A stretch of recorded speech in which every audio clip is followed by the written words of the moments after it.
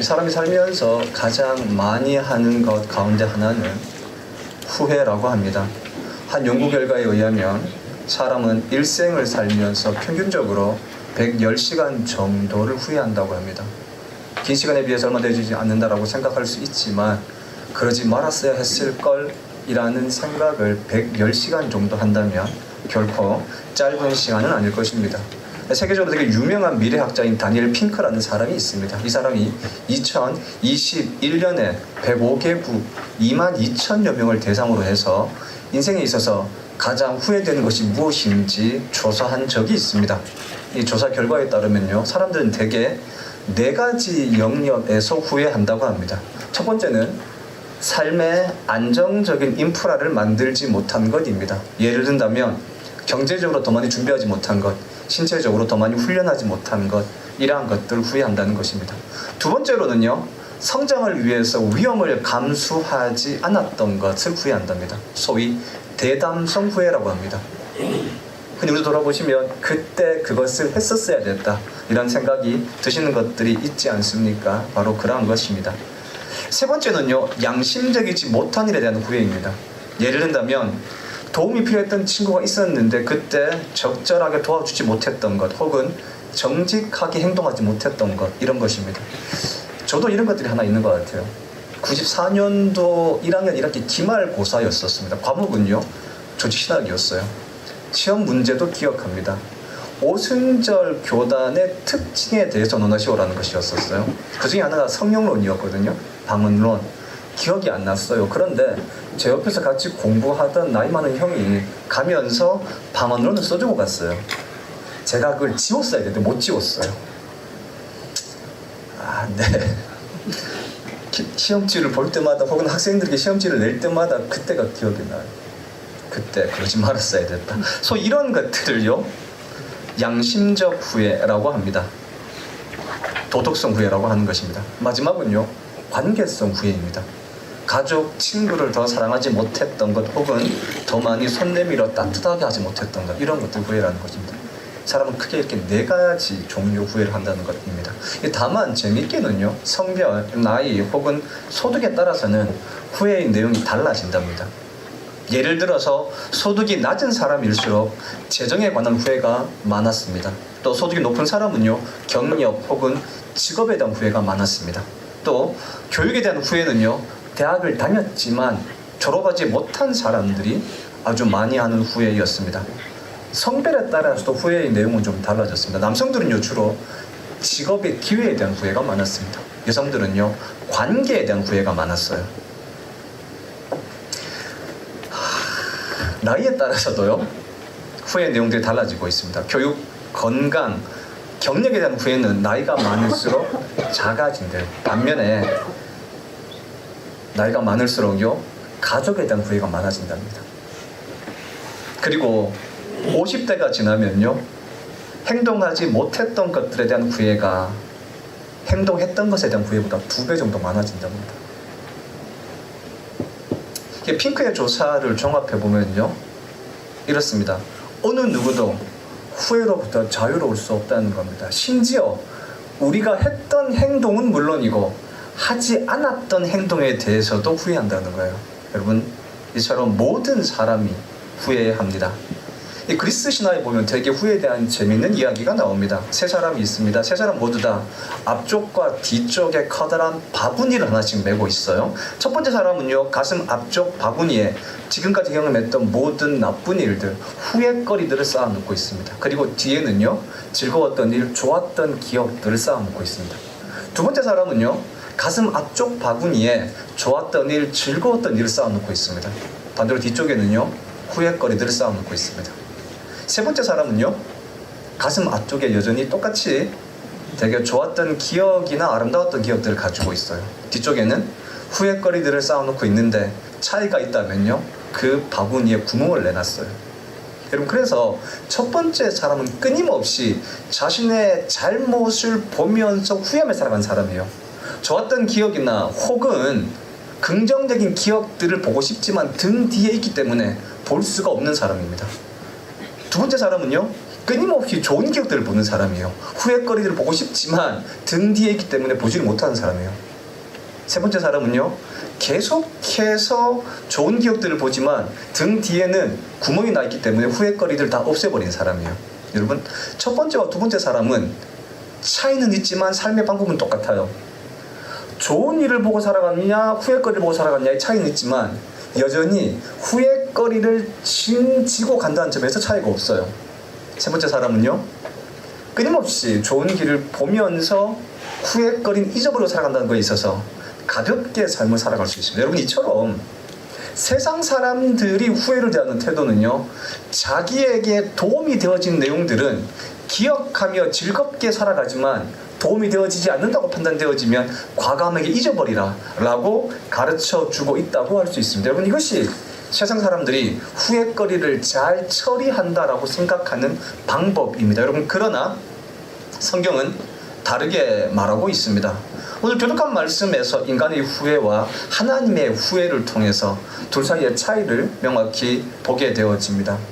후회란 국어 사전을 보시면요, 이전의 잘못을 깨닫고 반성한다라고 되어져 있습니다. 사전적 의미로 본다면 후회라고 하는 것은요, 단순히 과거의 행동에 대해서 반성하는 것 정도로 보여집니다. 여러분, 그런데 후회는요, 단순히 반성 정도가 아닙니다. 후회는 반성 그 이상의 것입니다.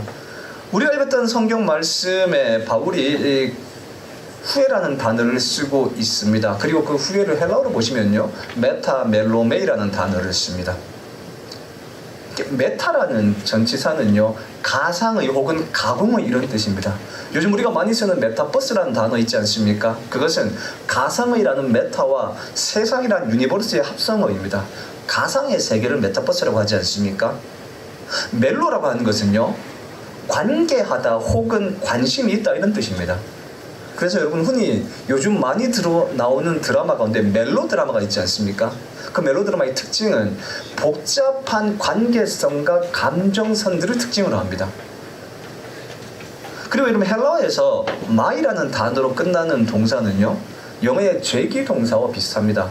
내가 했던 행동의 결과가 내게로 돌아온다라고 하는 것입니다. 여러분, 그러면 후회를 의미하는 메타멜로메이라는 단어는, 멜로마이라는 단어는요, 단순히 지난날의 잘못을 깨닫는다, 반성한다 정도가 아니라 그 일에 대한 나의 생각이나 관심 그리고 감정을 바꾸는 것입니다. 그리고 그 결과가 내게로 돌아오는 것이라고 할 수 있습니다.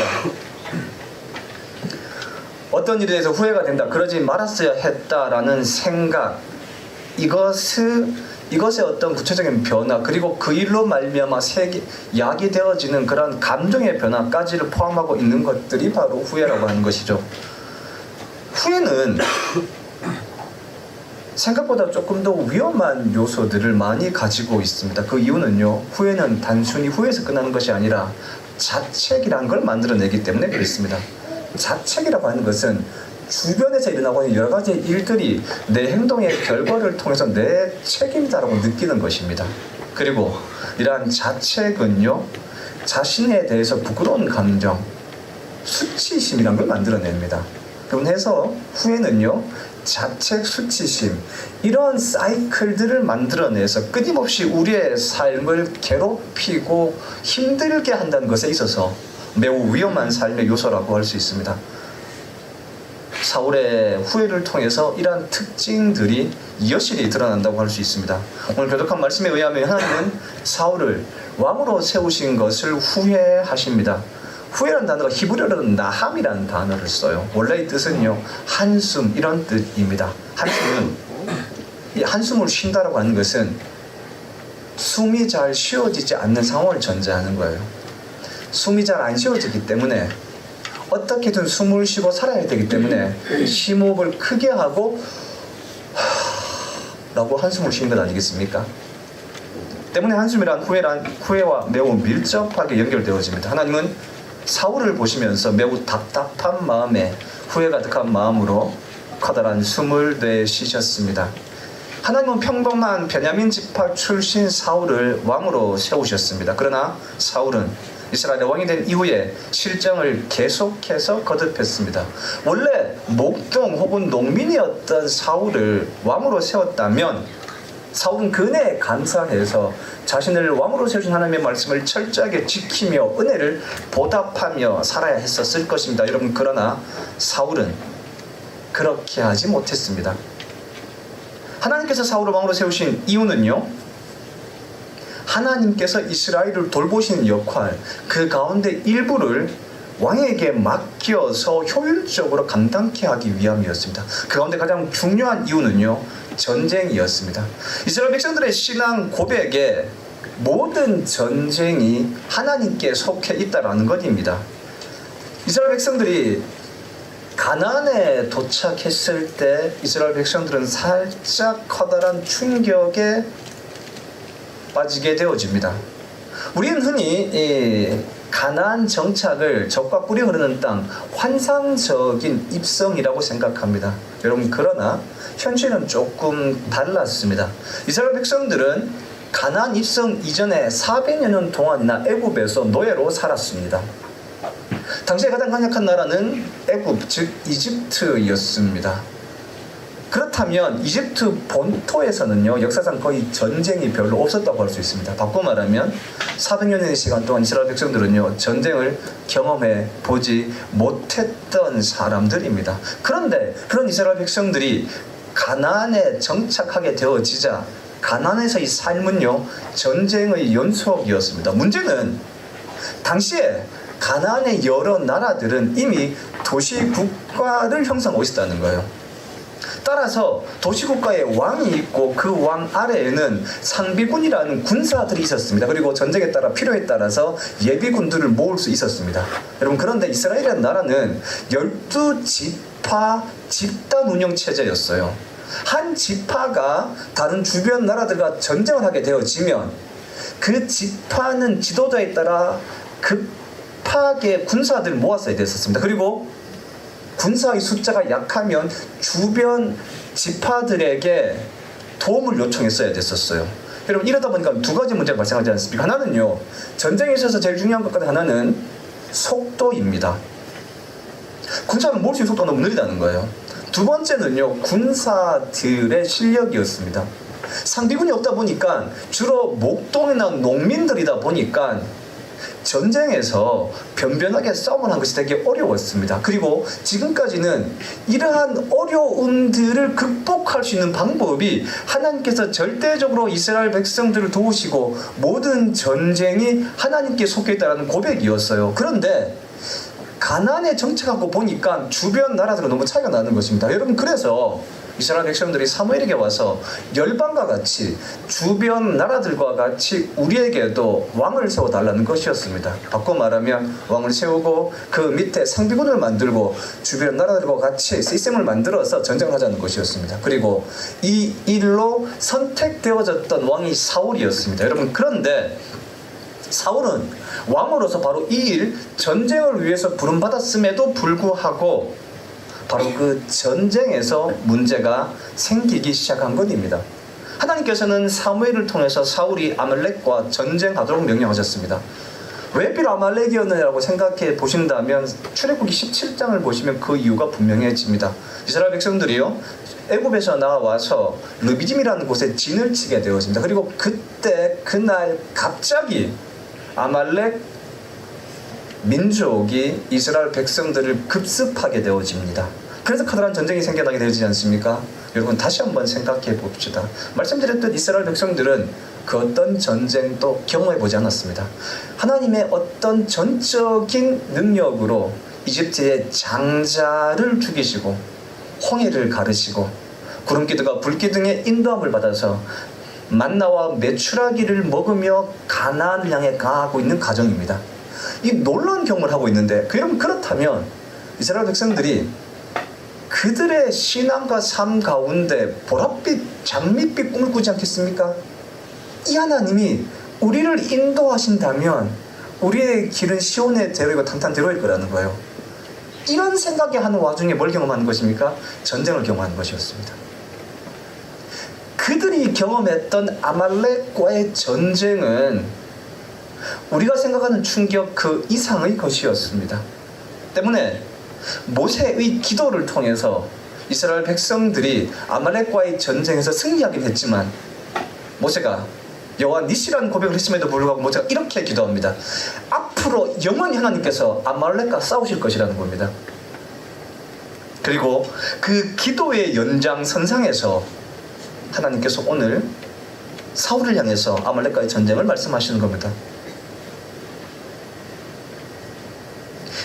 하나님이 사무엘을 통해 사울에게 아말렉과의 전쟁을 명령하시면서 했던 주요 명령 가운데 하나가 진멸하라는 것이었습니다. 히브리어로 헤렘이라는 단어를 쓰는 진멸법의 핵심은요, 가나안의 이방 문화를 완벽하게 없앰으로 말미암아 이스라엘 백성들의 신앙의 순수성을 지키는 것에 있습니다. 우리가 알고 있는 것처럼 이스라엘 백성들은요, 여호와 유일 신앙을 가지고 있습니다. 그러나 가나안의 여러 부족들은 다신교 신앙을 가지고 있는 동시에 일부 신앙들은 그들의 자식들을 죽여서 신들의 마음을 달래는 이러한 매우 비인격적이며 비윤리적인 성격들을 가지고 있었습니다. 하나님이 이러한 것들을 단호하게 거부하시기 위해서 이스라엘의 모든 문화와 종교들을 없이 하라라고 말씀하신 것이었습니다. 그런데 아말렉과의 전쟁에서 승리했던 사울은요, 신앙의 순수성을 지키는 것보다는 군사들의 마음을 얻는 것을 선택합니다. 전리품들 가운데 가장 좋은 것들은 공을 세운 군사들에게 나누고 나쁜 것들로만 하나님 앞에 제사를 드리게 되어진 것입니다. 전쟁을 위해서 부름받았던 사울은 자신의 본분을 망각해버린 것입니다. 하나님은 이 일로 사울을 왕으로 세우신 것을 후회하셨으며 사울도 자신의 행위를 후회했습니다. 이미 말씀드렸듯 후회란 자책과 수치심을 만들어서 삶을 더욱더 어렵게 만듭니다. 사울이 그랬습니다. 사무엘은 하나님이 사울을 버리셨으므로 더 이상 사울이 왕이 되어지지 못할 것이라고 이야기했습니다. 이 말을 들었던 사울은요, 자신이 이렇게 행동할 수밖에 없었던 이유를 변명합니다. 그리고 잘못을 용서하고 자신과 함께 하나님 앞에 예배드리자라고 애걸을 합니다. 사무엘상 15장 30절에 보시면 사울은요, 내가 범죄하였을지라도 이제 청하옵나니 나를 높이사 나와 함께 돌아가서 내가 당신의 하나님 여호와께 경배하게 하소서라고 말을 합니다. 언뜻 보면 이 말은 사울의 진심 어린 회개처럼 보이지만 실제로는 사울의 후회와 변명입니다. 사울은 자신의 실수로 인해서 왕권이 날아간다고 생각하니 자신의 행동이 후회되어졌습니다. 더군다나 이스라엘 백성들이 이 일을 알게 되어진다면 자신을 떠날 것은 물론이고 이스라엘 백성들의 신앙 역시도 매우 나태해질 것이라는 것이 염려되어졌습니다. 자책감을 느끼는 것이죠. 그리고 평범한 목동이었던 자신을 왕으로 세우신 하나님, 그 하나님의 은혜를 배신한 자신의 행동에 대해서 엄청난 수치심을 느끼게 되어집니다. 그리고 이러한 모든 일들이 왕이 되어진 지 불과 2년 만에 일어난 사건들이라는 것입니다. 사울의 후회는 자책감을 만들고 그의 자책감은 수치심을 만들어냈습니다. 이러한 상황 가운데 어떻게든 이 일을 원래의 상태로 돌리고 싶었고 그 방법 가운데 하나가 사무엘을 붙잡고 자신과 함께 예배라도 드리자라고 말하는 것이었습니다. 사무엘은 이스라엘의 모든 백성들이 하나님의 선지자라고 인정하는 사람이었습니다. 그런 사무엘이 자신을 떠났다라고 하는 것이 밝혀지게 되어진다면 엄청난 파장이 몰고 올 것이었기 때문에 사울은 어떻게든 이러한 것들을 수습하고 싶었습니다. 그것이 바로 사울의 후회였고 사울의 후회는 죄책감과 수치심으로 연결되어져 버렸습니다. 그리고 이러한 사울의 행동은, 사울의 후회는 계속해서 또 다른 후회거리를 만들어내게 되어집니다. 브레셋과의 전쟁에서 골리앗을 물리쳤던 다윗을 시기하여 죽이고자 했고, 그리고 단지 다윗을 도와주었다는 이유만으로 높 지역의 제사장들을 죽였고 무당을 찾아가서 엎드려 도움을 요청하기도 했습니다. 여러분, 이것이 사울의 후회입니다. 끊임없이 계속해서 또 다른 후회를 만들어내는 후회의 사이클 말입니다. 사울의 후회가 또 다른 후회를, 그 후회가 또 다른 후회를 만들어내 결국 사울의 삶을 망쳐버리고 만 것입니다. 이것이 사울의 후회, 즉 인간의 후회라고 하는 것입니다. 사울로 인해서 그런데 하나님도 후회하셨습니다. 우리는 하나님은 완전하기 때문에 후회하지 않으신다고 생각합니다. 여러분, 그런데 구약학자들의 연구에 의하면 후회라는 단어가요, 인간에게 사용되어진 표현보다 하나님께 사용되어진 표현이 더 많다고 합니다. 사무엘상 15장 29절에 보시면요, 사무엘이 이렇게 말하지 않습니까? 이스라엘의 지존자는 거짓이나 변개함이 없으시니 그는 사람이 아니심으로 결코 변개하지 않으신다. 여러분, 변개하지 않는다는 히브리어가 바로 나함, 후회라는 단어입니다. 사람은 후회하지만 하나님은 후회하지 않으신다는 것입니다. 그런데 오늘 본문에 보시면 하나님이 분명 후회하고 계신다라고 기록되어져 있습니다. 다만 인간의 후회와 하나님의 후회, 이 둘이 다를 뿐입니다. 사울의 후회가 자책감과 수치심을 불러일으켜 또 다른 후회거리를 만들었다면 하나님의 후회는 달랐다라고 하는 것입니다. 하나님은 사울을 왕으로 세우신 것을 후회하셨습니다. 인간의 실수 혹은 후회의 일반적인 사이클 혹은 흐름이라면 하나님은 당신이 이런 실수를 했다는 것에 대해서 책임감을 느끼시고 또 이런 결정과 선택을 했다는 것이 부끄러움일 수도 있을 것입니다. 그래서 이 일을 감추기 위해서 사울을 그냥 두고 오르고 달래고 왕의 일을 하게 할 수도 있었을 것입니다. 그리고 생각해보면 사울의 아들 요나단은 사울보다 훨씬 낫지 않습니까? 몇 년이 지나면 더 나은 왕이 세워질 것이므로 이 후에도 혹은 이 실수도 덮여질 수 있다라고 생각할 수 있습니다. 여러분, 그러나 하나님은 그렇게 하지 않으셨습니다.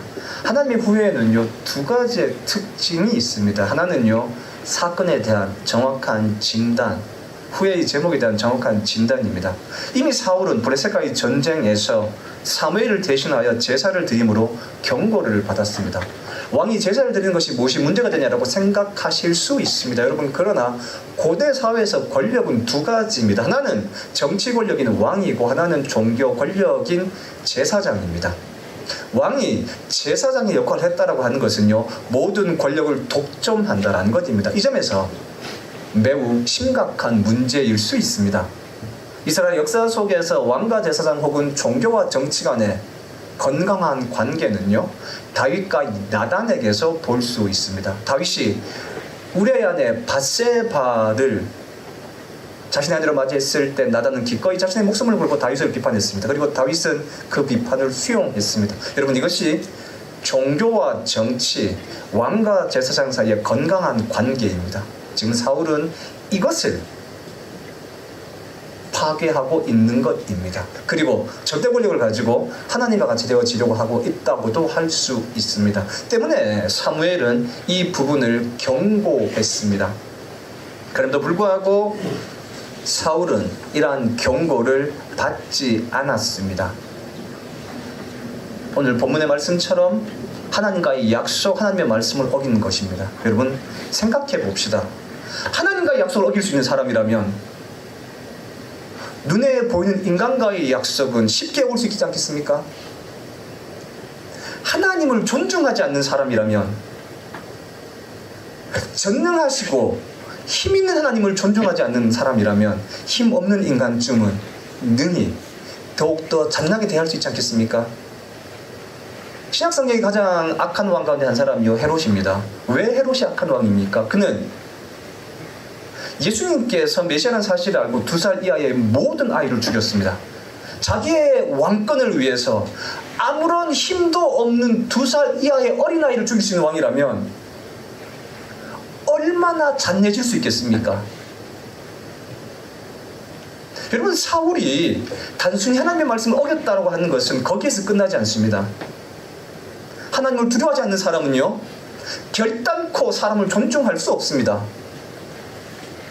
자신보다 강력한 힘있는 존재인 하나님을 두려워하지 않는데 어떻게 자기의 백성을 두려워할 수 있겠습니까? 이런 사울의 마음을 아셨기 때문에 하나님은요, 사울을 떠나신 것입니다. 하나님은 이 사건에 대해서 정확히 알고 계셨고 정확히 진단하셨습니다. 때문에 사울을 떠나셨습니다. 두 번째로는요, 하나님의 후의 두 번째 특징은요, 그 다음에 하나님의 구체적인 행동이 구원을 위한 행동이었다라고 하는 것입니다. 사울 가진 하나님은요, 다윗을 다음의 왕으로 선택하셨습니다. 사울은 외모와 전쟁의 능력을 보았다면 이번에는요, 중심즉 마음을 보았습니다. 다윗은 심지가 굳은 사람이었습니다. 왕으로 기름 부음 받은 다윗은 블레셋의 장군 골리앗으로부터 이스라엘을 구하는 것으로부터 시작해서 여러 위기로부터 이스라엘을 구원해냈습니다. 심지어 사울이 자신을 위협하는 시기에도 불구하고 하나님을 두려워했고, 자신의 아들 남굴에 숨어 있었을 때도 불구하고 자신을 찾아왔던 이스라엘 백성들을 돌보며 품었던 사람입니다. 여러분, 그리고 마침내 이스라엘 왕이 된 다윗은요, 우리가 이미 알고 있는 것처럼 예수 그리스도의 육신의 조상이 되었습니다. 기독교에서 구원이란 두 가지 차원의 의미가 있습니다. 하나는요, 우리가 예수를 그리스도로 믿는 그 순간 우리가 하나님의 백성이 되었고 천국을 소유했다라는 것입니다. 우리는 이것을 영생이라고 합니다. 여러분, 그러나 기독교의 구원은 거기에 끝나지 않습니다. 구체적으로 우리의 삶에서 경험하는 모든 여러 어려움들로부터의 해결, 이것 역시도 구원이라고 합니다. 그것은 신체적, 정신적, 경제적 모든 문제들을 포함합니다. 하나님의 후의 두 번째 특징은, 하나님은 사건을 정확히 진단하신 다음에 그 다음의 행동의 방향을요, 구원의 방향으로 맞추어 가신다는 것입니다. 여러분, 이것이 하나님의 후회가 인간의 후회와 다른 결정적인 차이입니다. 여러분, 하나님도 오늘 말씀에 보면 분명히 후회하셨습니다.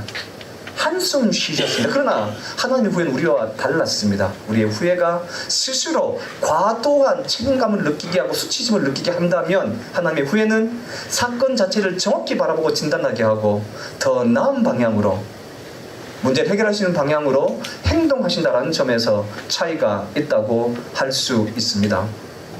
여러분, 모든 사람이 후회합니다. 후회의 장점은요, 선택지가 있다라고 하는 것입니다. 예를 들자면 우리가 괴롭혔던 사람이 있다라고 한다면 그 사람을 향하여 사과할 수 있는 선택지가 우리에게 있습니다. 문신을 했다면 그 문신을 지울 수 있는 기회가 있습니다. 더군다나 만일 바꿀 수 없는 일이라면 그 일에 대한 해석을 달리 할 수 있는 여지도 줍니다. 이 정도만 되어도 꽤나 성공한 삶이라고 할 수 있습니다. 여러분, 그러나 그것으로 충분하지 않습니다. 오늘의 말씀은 단순히 감정이나 생각 정도를 바꾸는 것이 아니라 후회에 대해서 정확히 진단하고 더 나은 방향으로 우리로 하여금 행동하게 합니다. 오늘 인간의 후회와 하나님의 후회를 사울과 하나님의 경우를 통해서 우리의 삶에 적용하고 돌아볼 수 있었으면 합니다. 모든 사람이 후회합니다. 다만 어떠한 후회를 하냐에 따라서 그 결과가 천차만별 달라질 수 있습니다. 오늘같이 부르실 찬양이요, 하나님은 실수하지 않으신다입니다. 우리가 실수하지 않으신 하나님과 함께 우리의 삶을 걷고 있다면, 비록 우리가 뜻하지 않게 후회의 거리들을 만들 수 있다 할지라도 우리의 후회는 반드시 더 나은 방향을 위한 방향타가 되어질 것입니다. 이 찬양과 함께 우리의 후회가 실수가 되지 않도록, 더 큰 후회를 만들지 않을 수 있도록 기도할 수 있기를 바랍니다.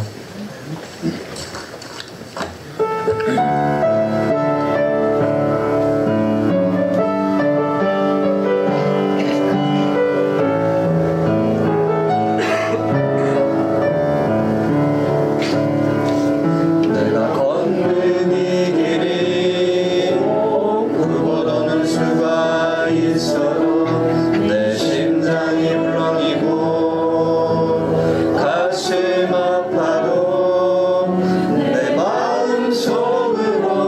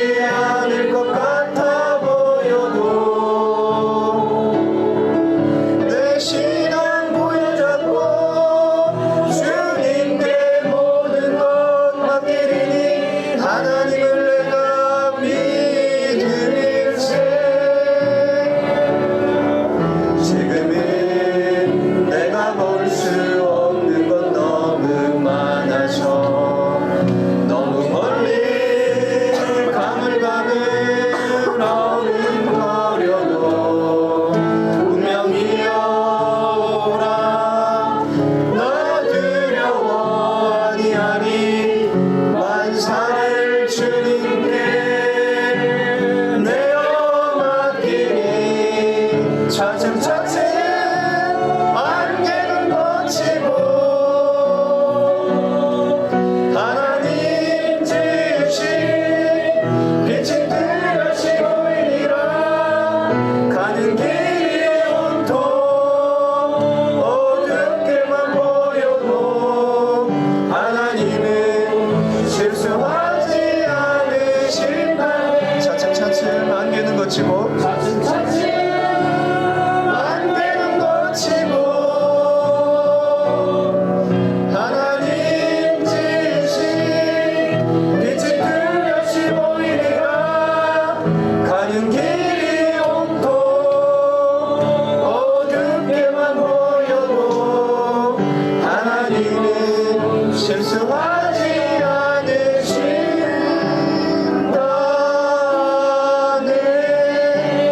잠깐 결단의 기도를 드리겠습니다.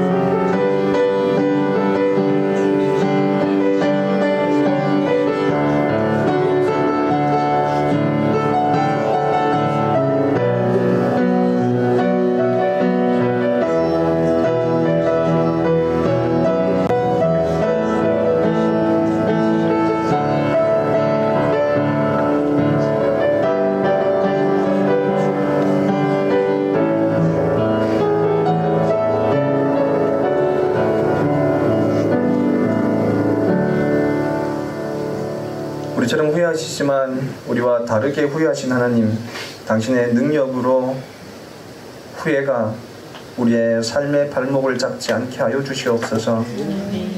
당신의 형상을 따라 지음받은 우리 모두가 하나님을 따라 후회의 제목들을 정확히 진단하고 더 나은 방향으로 행동하게 하옵소서.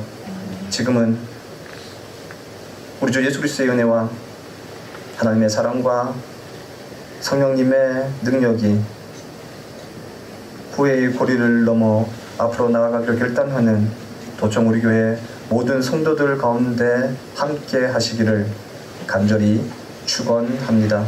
아멘.